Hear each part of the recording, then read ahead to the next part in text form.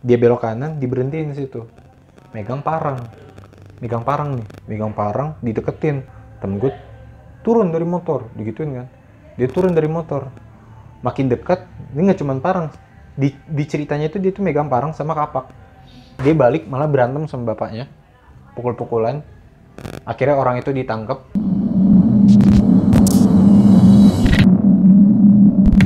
Tapi ketika prokernya kan program kerjanya kan berjalan lah. Lu kan seminggu katanya observasi dulu ya. Program apa yang memungkinkan untuk diimplementasikan di sana. Ada kendala apa sih di situ, cuy? Ini banyak. Ini cukup banyak sih. Pertama mungkin kayak dari gue dulu deh, yang simpel-simpel dulu ya. Gue mau komputer, otomatis pekerjaan gue terutama di pengajaran komputer dong. Nah, itu gue bagi dua. Ada yang ke SD, ada yang buat orang situ. Yang ke SD oke. Gue tuh kerja sama dinas gitu, kerja sama dinas buat minta pengadaan laptop lah. Dikasih 20 sama dinas itulah. Gue lupa dinas apa bahkan. Nah, yang kedua, ini yang di RT gue. Pengajaran Microsoft Word yang simple lah. Bahkan mereka coy, yang di daerah gue, itu nyalain laptop aja nggak tahu bro gimana. Sesegitunya. Tapi komputer laptop ada? Di daerah situ nggak ada, di tempat gue ya. Di berarti lu beliin dong? Enggak.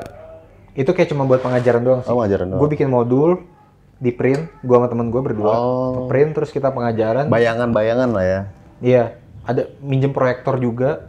Jadi pengajaran itu enak. At least mereka udah mengenal dan bisa ngetik lah. Sebenarnya tujuan gue itu. Nggak yang tiba-tiba bisa bikin skripsi. Nggak gitu juga kan. At least mereka mengenal laptop. Soalnya awalnya, kagok ini nyalainnya yang mana?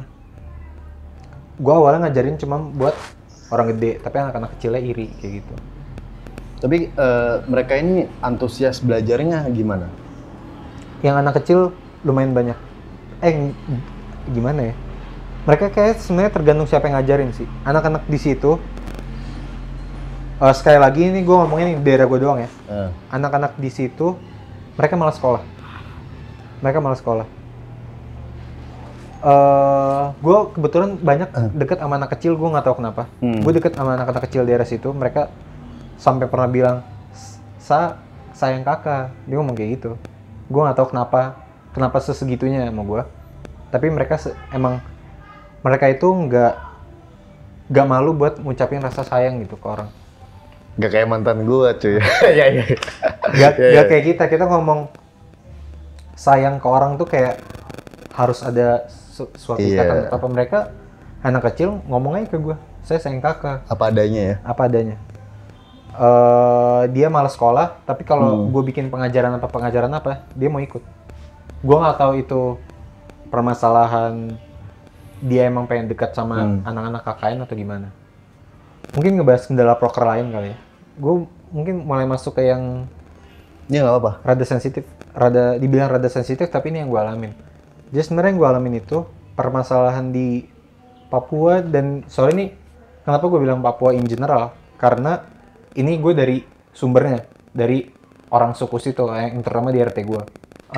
Ini gue soalnya dapat pandangan ini juga dari ibu tempat gue tinggal ya, namanya Mama Ana. Itu berkesan banget sih Mama Ana itu sama gue.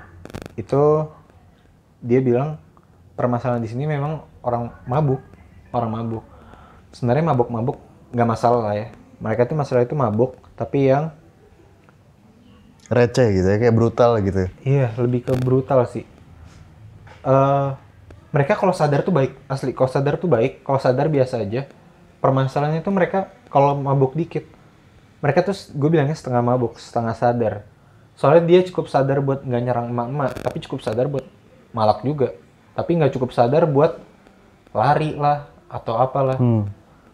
Dia pernah di situ 24 jam ada yang mabuk di RT gue itu ya. 24 jam ada yang mabuk. RT doang apa di seluruh Papua? Di RT gue. Mungkin yang lo alamin ya? Soalnya gue tuh tinggal di zona merah. Gue tuh tinggal, nama daerahnya Bel Rusak. Bel Rusak itu belakang rumah sakit. Tapi juga ada yang bilang daerah paling rusak. Karena mungkin zona merah. Jadi di situ kayaknya 24 jam ada yang mabuk. Soalnya siang gue pernah merasakan temen gue dipalakin sama orang mabok. Pagi gue pernah merasakan dipalakin orang mabok. Malam itu paling bahaya, kayak gitu. Makanya dibilang, lu malam jam 8 jangan keluar di daerah itu. Jadi di RT gue itu cuma satu jalur, gak ada lampu jalan. Jadi pure gelap. Cuma ada lampu di sebuah warung doang, kayak gitu. Itu, jadi pernah gue ceritanya ada 3 hari berturut-turut.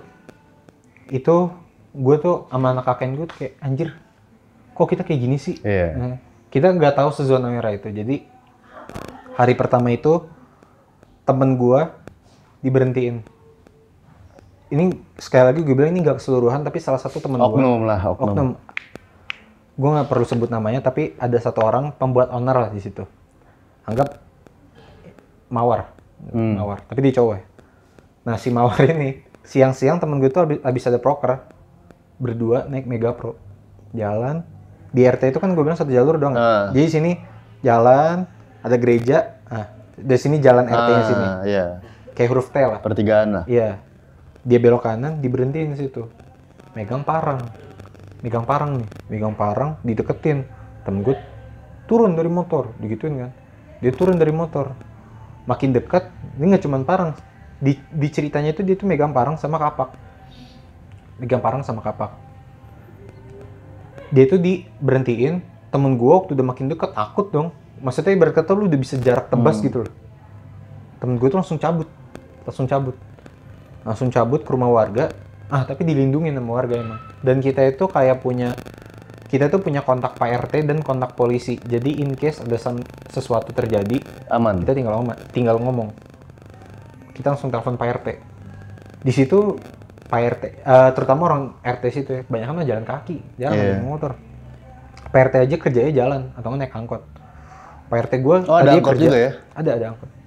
Pak RT gue kerja langsung balik ke situ. Ditabok Pak, orang yang mabok itu padahal ditabok, diambil parang sama pakai, terus kita juga nelpon polisi. So kita udah share di grup WA, ini nomor Pak ini. Polisi yang lumayan punya jabatan. Nggak tinggi-tinggi banget, tapi punya jabatan di daerah situ. Jadi kalau ada apa-apa tinggal lapor. Akhirnya orang itu, si mawar tadi, ditangkap, dia mau lari tuh. Tapi yang tadi gue bilang, dia semi mabok kan. Jadi nggak cukup sadar buat lari, tapi cukup sadar buat malak, buat ngeberhentiin orang kayak gitu. Dia lari tapi nggak niat, lari yang kayak tek yang kayak gitu. Ditahan sama orang Papua daerah situ juga, dipeluk. Akhirnya udah dia diangkut ke kantor polisi, tapi ditahannya cuma 2 hari. Itu hari pertama ya. Hari keduanya, gua sama temen gua malam itu kayak di situ nggak ada Indomaret, kayak ke Indomaret gitu lah, kayak ke tempat belanja. Warung-warung gitu ya? Enggak warung juga, lumayan gede. Lumayan gede, tapi bukan Indomaret. Namanya warung 3 atau warung 1 gitu. Di situ warungnya pakai angka lah di tempat gue itu. Gue belanja situ malam-malam. Gue ngeliat ini waktu gue balik. Gue kan sama teman gue nih. Gue naik motor KLX kan. Dipinjemin itu KLX. Naik motor satu jalur itu. Seperti yang gue bilang gelap gara-gara nggak ada lampu jalan. Gue ngeliat ada biru-biru. Mungkin orang telepon kali ya. Gue jalan, tiba-tiba waktu deket itu speaker. Jadi orang itu mabok tapi bawa speaker di sini. Bawa speaker beneran. Musik gitu. Speaker, musiknya musik reggae di situ. Kalau lu mabok dengerin musik reggae. Gak pakai headset, pakai speaker Pak anjir. Tet. Lewat kan. Itu telinganya gimana cuy? Budak dong. Gak tahu gue Pak. Pokoknya speaker segini lah. Waktu gue mau nyampe dia rada oleng ke kiri gitu kan, gara-gara jalannya sepi gue pengen jalan tengah. Nggak pengen kiri, takutnya jatuh kan atau gimana. Ada jeglukan atau apa, gue kayak jalan rada tengah. Orangnya ada oleng ke kiri. Gue langsung banting kiri, diteriakin. Woi! Ngebut dong gue langsung. Nggak taunya temen gue ini ngeliat ke arah belakang. Dia ngayunin ini, bukan kapak, ngayunin parang. Wah ngebut gue. Nyampe ke kayak base camp tempat kita tinggal lah, rumah Mamah Monica namanya gitu. Rumah Mamon. Baru tutup pagar, anjir tadi ada orang. Wah tiba-tiba musik reggae udah deket rumah situ. Terus pagarnya dipukul pakai parang. Stop. Wah diem semua gue sama teman-teman gue yang masih ada di situ ya. Diem semua. Pas di depan pagar banget, pas udah kelihatan dipukul pakai parang lagi, kita makin masuk ke dalam. makin masuk ke dalam. Itu kejadian kedua. Ini 2 hari berturut-turut ya. Itu 2 hari pertama? Enggak Oh pertama. enggak, oke. Jadi minggu pertama tuh kayak masih oke, ada orang mabok, tapi belum ada kejadian apa-apa. Terus itu kita waktunya pas udah mulai kerja tuh. Udah mulai kerja kayak gitu. Terus orang ini, gue cerita aja kelanjutannya sedikit. Orang yang mabok ini, dia pas balik ke rumahnya, dia balik dari suku dia namanya Mapi, dari daerah Mapi. Dia sebenarnya ke situ pengen ketemu bapaknya. Dia balik malah berantem sama bapaknya, pukul-pukulan. Akhirnya orang itu ditangkap. Tahu nggak kenapa? Nah, gue nggak tahu kenapa. Pokoknya dia itu berantem sama bapaknya. Mungkin gara-gara dia mabok bawa parang. Tapi dia bilangnya dia bawa parang buat melindungi diri dari orang yang bawa parang. Padahal kita seharusnya berlindung dari dia gitu. Soalnya dia waktu itu ngayunin secara ini. Entah dia panik atau gimana, pokoknya dia mabok kondisinya. Tapi dia bilangnya waktu ditanya, kenapa bawa parang? Buat ngelindungin diri dari orang yang bawa parang. Padahal dia gitu loh orang. Dia ditabok sama bapaknya, pokoknya dia berantem sama bapaknya, ditangkap, dia dibalikin ke Mapi lagi. Mungkin ini sih, kita kasih pesan moral gitu ya. Ini kan sebenarnya oknum ya. Iya. Dan itu mungkin anak-anak muda yang brengsek atau gimana gitu ya, yang mungkin, ini kan mabok ya. Orang semua mabok juga, dimanapun juga pasti rese cuy. Iya. Nah, tapi ini gue ceritain kayak seremnya doang ya. Tapi di situ mama-mama di situ sangat protektif terhadap kita parah. Gue pernah rada malam ketemu orang mabok juga. Mama-mama ya teriak kayak gini. Kalau mau tikam saya saja. Sampai ngomong kayak gitu nih. Buat ngelindungin anak KKN. Gila, dibelain banget ya? Dibelain banget. Di situ sebenarnya dilindungin. Gue pernah rada malam jam 8-an. Cuma mau jalan sekitar 200 meter lah. 200-300 meter. Tapi ada kayak di pintu air, kita nyebutnya pintu air gitu. Ada orang mabuk, kita tahu ada orang mabuk. Takut ada kenapa-napa. Orang di komplek gue ini ada yang bilang, kenapa? Mau ke situ ya? Ya sudah, saya antarkan saja. Kalau ada yang mabuk situ, saya sudah pernah hajar itu orang. Dia ngomong kayak gitu. Gue sama temen gue padahal, langsung ngerasa aman. Ya udah dianterin, beneran dianterin Pak. Dianterin sampai ke rumah Mama Monica itu sekitar cuma 200 meter itu. Dianterin dia balik sendiri. Mamanya gede badannya? Hah? Gede badan? Enggak, ada yang kecil, ada yang gede, ada yang gendut. Gila ya. Tapi maksud gue gini loh, sayang banget ya karena mabok ini ya. Iya, sebenarnya tuh permasalahannya itu cuma gara-gara mabok doang. Kalau nggak mabok tuh baik semua ya. Baiknya sih, gila. Mungkin itu salah satu saran kita ya, sosialisasi ya, kayak di Papua ya.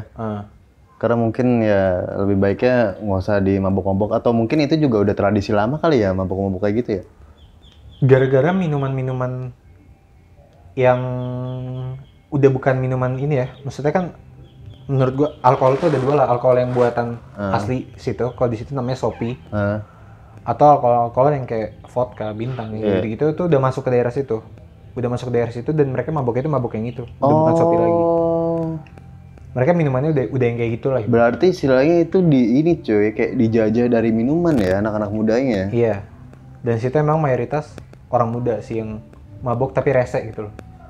Terkena ya gitu ya. Kayak orang-orang yang kayak gue ambil contoh yang ngelindungin gue tadi, ditanya mabok atau enggak, mabok, tapi dia nggak rese. Dia tuh mabok kalau ada, mungkin jatuh itu kalau ada event atau apa, dan mereka tuh mabok ya udah mabok cuma buat minum. Kayak ibarat kata kalau kita kan minum.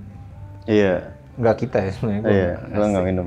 Tapi ya beberapa, at least kayak orang-orang teman-teman kita lah, mungkin mabok itu ya udah kayak mabok cuma buat ngilangin stres, seru-seruan kayak gitu kan. Ya dia mabok-mabok yang kayak gitu juga. Tapi ya dia nggak mabok untuk rese lah, ya gitu. Sebenarnya yang gara-gara mabok bawa parang sih itu yang jadi masalah. Itu hari kedua. Hari ketiga di RT gue beneran ada yang dibacok, tapi bukan anak KKN. Anjir. Jadi katanya itu ada napi baru keluar. Dia berantem, ngebacok orang lagi. Anjing. Kalau boleh cerita detail, itu dibacok, terus perutnya ditusuk. Dan itu darahnya masih ada di lantainya gitu. Temen gue, kita tuh panik satu KKN sumpah. Kita tuh ngobrol-ngobrol di WA, ini ada apa sih, kok rame banget. Dan gue tuh di jalur itu ya, gue tuh lagi di rumah Mama Monica itu, tempat kita, base camp kita. Ambulans datang. Kenapa nih? Ada 12 motor datang, gue takutnya ada perang suku atau apa kan. Soalnya kan dan itu masih awal minggu kedua, minggu ketiga gitu, jadi kayak belum kenal deket banget. Masih yang di otak gue tuh masih ada perang suku kayak gitu. Mobil forensik, anjir. Lu ngeliat mobil forensik, pikirannya udah kemana-mana nggak sih? Mobil forensik yang gede gitu, bis forensik, bukan mobil lagi, bis forensik. Ada apaan nih anjir? Wah, rame tuh di grup ngebahas. Temen gue dia tinggal di rumah Pak RT, akhirnya ditemenin ke TKP. Oh, ternyata kejadiannya kayak gini. Setelah tahu, ya udah serem. Terus kita besoknya kayak ngumpul. Ini gimana? Satu lagi itu nggak keseluruhan Papua karena tempat gue itu zona merah aja. Setiap daerah tuh punya zona merah yang kriminalitasnya pasti tinggi kan. Setiap daerah. Dan gue kebetulan aja tinggal di zona itu. Tapi kalau ditanya, kalau nggak mabuk, mereka tuh baik-baik dan orang asli situ baik banget, sumpah. Jadi jangan digeneralisir semua orang timur tuh kayak keras atau apa. Enggak coy. Mereka mungkin ada yang keras karena melindungi diri, ada yang keras karena ngelindungin orang lain. Sebenarnya nggak semuanya rese gitu loh. Baik-baik banget asli. Nah kalau misalkan menurut lo ya, atau pengalaman lo gitu ya, tradisi orang-orang Papua tuh kayak gimana sih? Tradisi yang kayak gimana? Misalkan suka, kalau misalkan kayak di suatu tempat kan ada kalau meninggal kan dibakar lah atau apa gitu. Kayaknya nggak banyak sih ya daerah. Apa secara umum kehidupannya sama kayak di sini? Kayaknya secara umum sama deh. Cuma mungkin kalau ditanya pergaulan situ lebih keras sih, lebih keras. Misalnya kayak contoh anak kecilnya. Kita ya segimanapun kita nggak suka bully, tapi bully itu ada gitu. Di sana ada ya? Di sana ada. Di sana tuh ada satu anak yang emang sering dibully. Dibulinya itu udah dikatain, kadang dimain fisik. Main fisiknya lebih parah dari kita. Tapi di situ tuh kayak ya oke gitu aja loh. Kayak udah tuh, biasa ya? Iya, di situ main fisiknya itu. Dan di situ menurut gue kadang kurang terorganisir. Misalnya kayak kita main bola nih, sesimpel gini, kita main bola nih. Gue kan sering main sama anak-anak dan anak kakek gue juga main sama anak-anak main bola gitu misalnya di depan gereja. Kita biasanya main nih, gambreng 5-5. Entah itu bola atau basket gitu kan. Kita main 5-5 ya udah, tim yang kalah nanti ganti. Di situ enggak coy. Barbar. Awalnya misalnya ini mainnya kayak gimana? Orang masuk aja tuh. Oper tiba-tiba kayak gitu aja main, tiba-tiba ber-12, ber-16. Main tuh kayak gitu aja. Akhirnya awal tuh kayak kita tuh coba ngajarin, kita main 5-5 ya kayak gini. Tapi anak-anaknya ada yang berantem, saya mau sama kakak Rizky kayak gitu. Misalnya ada 8 orang, sedangkan satu tim 5 orang, nggak bisa dong. Itu pintar-pintaran kita aja ngaturnya gimana. Misal kayak, ya udah nanti kita ganti-gantian tapi kita satu tim kayak gitu. Tapi at least terorganisir, nggak orang tuh main masuk. Di situ main bener sebarbar itu, jadi kayak anjir kata gue, gila emang kurang terorganisir kayak gitu. Maksudnya ya mereka main banyak kan ini udah buat seneng-seneng doang, mereka nggak mikirin menang, nggak mikirin kalah. Tapi menurut gue ya, Dut ya, ketika ini kan istilahnya pas anak kecil tuh banyak lah ya kayak dibully gitu ya, udah diajarin keras gitu ya. Mungkin itu dari leluhur, tapi seenggaknya tuh kayak sosialisasi ya. Dari diajarin, lu ngajarin juga nggak sih kayak bullying tuh kayak gimana? Ngajarin. Maksudnya kayak gue tuh ngingetin gara-gara gue lumayan deket sama anak-anak kecil. Yang ngebully ya, maksudnya gue gak tau kenapa tapi anak yang ngebully tuh kayak deket banget sama gue. Sedangkan yang dibully itu tinggal di, anak kakek gue tinggal di salah satu orang yang dibully ini. Gue bilang jangan bully dia ya, jangan sampai kayak gini lah at least, maksudnya. Tapi dia nurut? Dia akhirnya bilang iya. Iya doang atau diiniin tetap atau ya basa-basi? Pas gue ada di situ dia nggak diiniin, maksudnya ya pernah dibully kan, pernah dipukul kayak gitulah. Akhirnya gue kumpulin, terutama pas gue pengen pergi.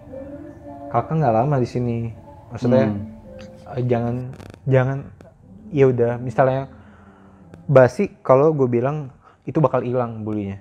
Gue bilang at least jangan sampai segitunya. Dia pernah diinjek coy palanya, pernah diinjek. Sebenarnya kalau kayak gitu-gitu ini cuy konsisten aja, misalkan dari beberapa bulan setiap sosialisasi, jadi terus-terusan. Kalau cuma sekali ya udah. Masih di situ ya, setahu gue pos polisi aja di tempat gue itu nggak ada yang deket karena situ zona merah. Jadi di daerah situ kayak dibiarin gitu ya. Iya, rada serem. Ya adalah kasus yang membuat itu jadi zona merah. Nggak perlu diceritain, tapi ya intinya ada kasus. Misalnya kita nggak tahu kebenaran dari info itu. Soalnya gini, di situ itu menurut gue hoax itu gampang banget nyebar. Soalnya tuh Kalau kita gampang dari medsos atau apa, kredibilitasnya gampang kita cari. Benar. Di situ sebenarnya pure dari mulut ke mulut. HP nggak banyak. Di RT gue itu ya, jadi lu ada hoax penculik atau apa, ini nyebar aja tiba-tiba. Mulut ke mulut. Tiba-tiba ada kabar ini. Nyampe daerah itu saking terkenal ya. Gue pernah kerja sama dinas pariwisata. Kalian tinggal di mana? Belakang rumah sakit. Oh. Yang ekspresi udah kayak gitu loh. Bahkan di daerah situ aja udah ketahuan di situ emang daerah yang. Tapi sebelumnya lu udah tahu itu zona merah atau gimana, Pak? Kayaknya sih belum ya. Kayaknya sih belum. Nggak tahu sampai zona merah, tapi dikasih tahu kalau itu zona yang cukup berbahaya, terutama di daerah itu. Tapi kayak kok zona merah, dan sempat ada wacana kakek gue itu dipulangin. Tapi itu gue juga baru dengar. Maksudnya gue nggak dengar langsung dari DPL, tapi temen gue tuh bilang kakeknya itu sempat ada wacana dipulangin. Soalnya kan kakeknya itu beda-beda lah. Yang gue bilang tadi, gue hoki sekaligus tidak hoki. Hokinya adalah gue di satu daerah, sedangkan tempat lain ada yang sampai beda pulau. Nggak hokinya mungkin karena itu adalah zona merah, dan mungkin tempat lain tidak merasakan zona merah gitu loh. Makanya gue tempat yang mau dipulangin itu juga waktu Papua ada gempa waktu gue KKN tuh. Ada gempa aja yang di daerah mana gue lupa. Itu sempat ada macam mau dipulangin, mereka udah siap mengungsi gitu. Udah ada yang iniin koper, gue dapet info dari temen gue gara-gara gempa di Biak atau apa gitu, gue lupa. Udah yang kayak gitu, udah sempat ada wacana mau dipulangin, tapi setelah ngobrol kayak nggak usah lah. Kehidupan di situ ya, minimalis banget coy. Di situ air beli kalau lu nggak punya namanya apa ya, kayak water tank, lu tau yang oren-oren gitu kan. Kalau di rumah lu nggak ada water tank, lu ngambil air dari sumur atau lu beli dari tukang air, dan itu 5.000 per 1 jerigen. 15.000 atau 5.000 per 1 jerigen. Jadi satu gerobak itu ada 15. Kebetulan bapak tempat gue tinggal itu jualan air. Satu gerobak itu 75.000, dan dia tuh nimba sendiri. Gue coba berat coy, sumpah asli berat. Lu bayangin aja 5 liter, 5 kilo berarti 75 kilo. Lu setiap pagi ngambil kayak gitu, lu jualan. Wah, pengalaman yang nggak bisa dilupain sih.